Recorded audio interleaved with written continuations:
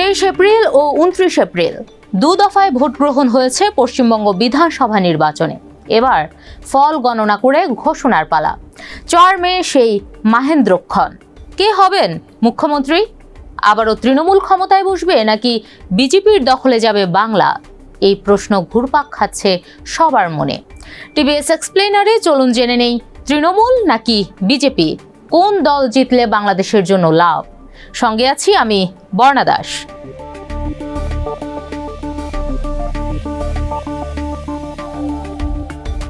বাংলাদেশ ও ভারতের মধ্যে যে সীমান্ত রয়েছে তার প্রায় অর্ধেকই পশ্চিমবঙ্গে পড়েছে। দুই পাড়ের মানুষও একই ভাষায় কথা বলেন।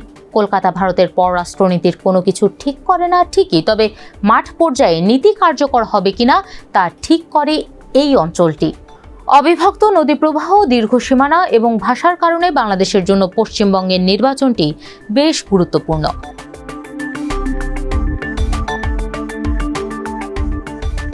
সম্প্রতি ভারত থেকে বাংলাদেশে অবৈধ অনুপ্রবেশ রেকর্ড হারে বেড়েছে। 2025 সালের 7 মে থেকে 2026 সালের 26 জানুয়ারির মধ্যে ভারত সরকার প্রায় 2500 জনকে জোর করে সীমান্ত পেরিয়ে বাংলাদেশে প্রবেশ করিয়েছে। এর মধ্যে বর্ডার গার্ড বাংলাদেশ বিজেপি 120 জনকে ভারতীয় নাগরিক হিসেবে শনাক্ত করেছে। ভারতের কেন্দ্রীয় স্বরাষ্ট্রমন্ত্রী অমিত শাহ সহ শীর্ষ নেতারা অনধিভুক্ত অভিবাসীদের মোকাবেলায় কঠোর সীমান্ত সুরক্ষার প্রতিশ্রুতির পাশাপাশি বারবার অভিযোগ করেছেন, প্রতিবেশী বাংলাদেশ থেকে অবৈধ অভিবাসন পশ্চিমবঙ্গের জনসংখ্যার চিত্র বদলে দিচ্ছে। বিশেষজ্ঞরা বলছেন, বিজেপি পশ্চিমবঙ্গে ক্ষমতায় এলে মুসলিমদের বাংলাদেশে জোর করে অনুপ্রবেশের হার বাড়তে পারে। ইন্টারন্যাশনাল ক্রাইসিস গ্রুপের মিয়ানমার ও বাংলাদেশ বিষয়ক সিনিয়র পরামর্শক টমাস কিন বলেন, এই নির্বাচনের ফল পরিস্থিতিকে কিছুটা উত্তপ্ত করে তুলতে পারে। পশ্চিমবঙ্গ সীমান্তে বিজেপি নেতৃত্বাধীন সরকারের নিরাপত্তা জোরদার করার সম্ভাবনা রয়েছে এবং তা সাম্প্রদায়িক সম্পর্কের ওপর বাড়তি চাপ সৃষ্টি করতে পারে।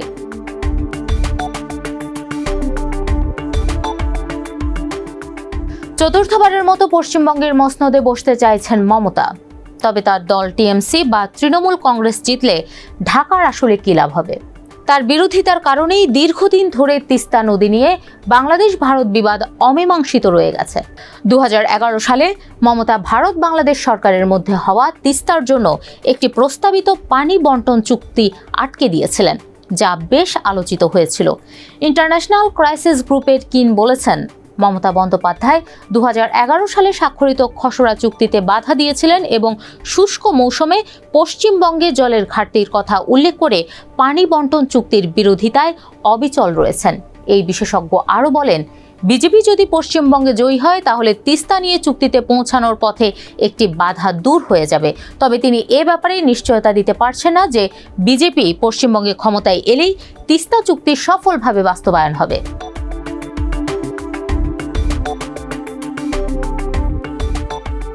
2016 সালে পশ্চিমবঙ্গ বিধানসভা নির্বাচনে 294টি আসনের মধ্যে বিজেপি পেয়েছিল মাত্র 3টি আসন।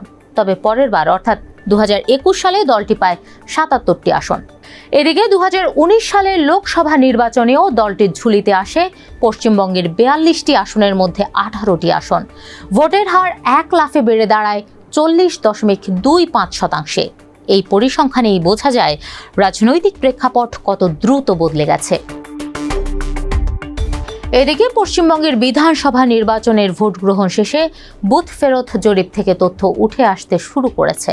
সর্বশেষ একাধিক বুথ ফেরত সমীক্ষা ইঙ্গিত দিচ্ছে, এবারের নির্বাচনে রাজ্যে ক্ষমতাচ্যুত হতে পারেন মমতা বন্দ্যোপাধ্যায়।